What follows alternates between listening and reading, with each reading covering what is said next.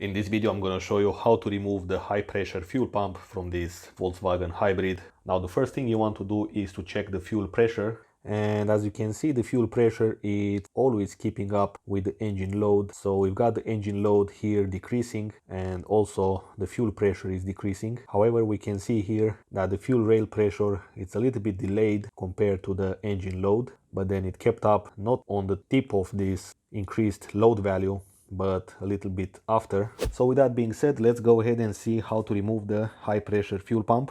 We got to do quite a lot of digging in here, so be prepared with some tools. Now I already released these hose clamps from all the intake pipes using this plier, special plier.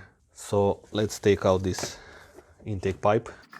Now we got to take out the air filter housing, so disconnect this PCV hose from here, pull out the air filter housing. On this intake hose we've got again two more hose clamps. We've got here the manifold absolute pressure sensor, so let's disconnect it, because this is going to come out together with the pipe. This type of hook is going to help you to remove this hose from here, because theoretically you need to press on these tabs here and then the hose will come out, but it will not unclip, or at least it won't unclip from both sides. So you need to help this hose from behind here with this hook and unclip these two lockers, and then the hose will come out. Then disconnect the hose from here. You've got a plastic bracket here, and then we've got here a bracket. You need to release basically these plastic tabs, and then the hose will come out. And here we've got another two plastic clips which will release the hose. Now we've got the throttle body here, so you're going to need a T30 and remove these 4 bolts. They have this type of threads. Now since we're going to remove the throttle body, let's unplug the sensor. We can take out this bracket first and the throttle body. Just make sure that you don't apply any physical shock to it. So now we get access to the high pressure fuel pump.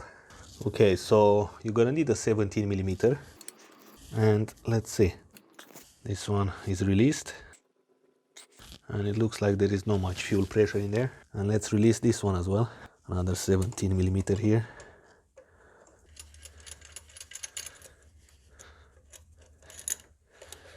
Okay, so here it comes, the fuel line.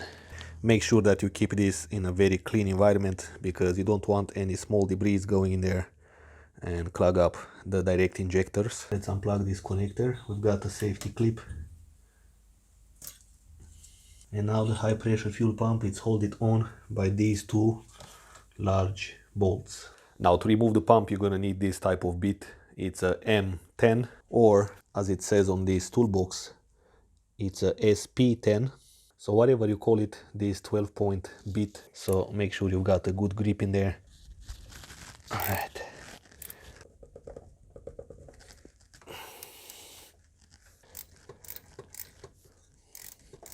Now we need to worry about some oil coming out, but hopefully it's not going to be that much. Okay, here is one bolt out.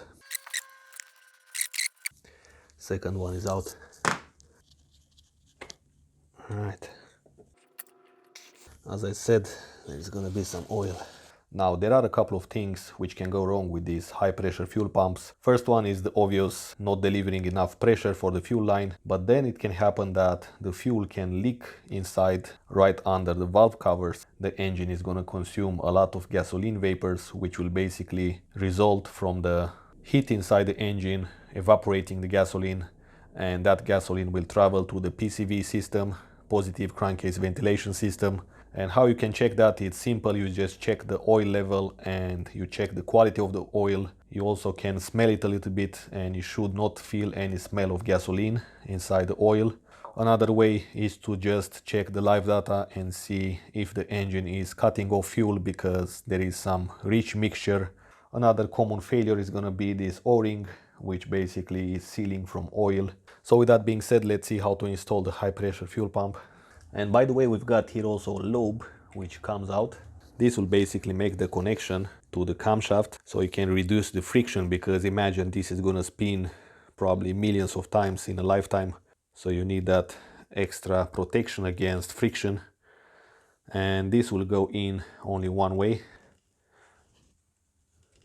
that way. Okay, so it has to go in all the way and place it in. Okay, it clicks in. That's what you want to see, because that will indicate the rubber gasket it's doing the job of sealing. Be extra careful to not lose these bolts. Okay.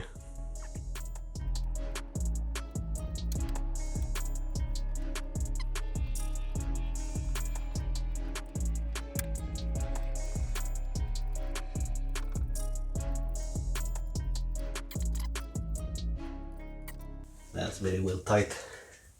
Now let's reconnect everything. We've got a high pressure line.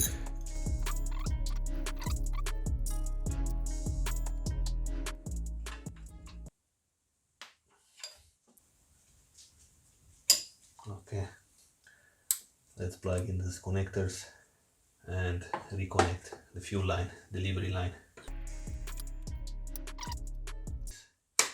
Plug in the sensor. Let's install the throttle body, which has its own position here. Now let's place the bracket and these screws. Do not tighten them too much, because you are tightening in plastic. But at the same time, you need to tighten them equal.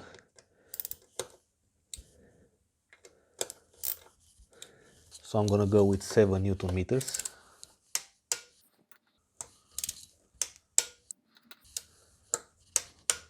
Okay, let's place the intake pipe.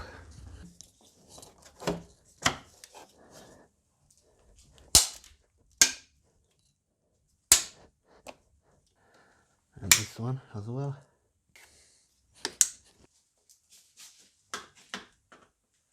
And actually I don't see the point of these hose clamps all the way to this point, because until that point the air is not measured, it's just filtered. But anyway, let's place the air filter. And actually let's reconnect the throttle body as well. Forgot to do that.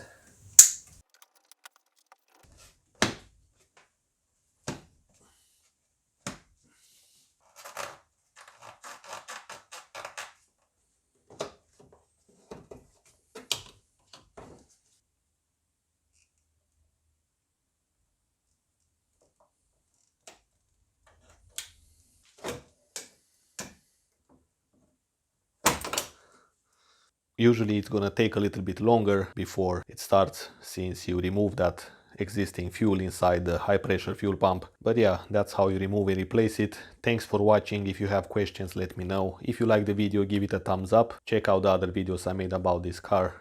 And until next time, drive safe, and I will see you in the next video.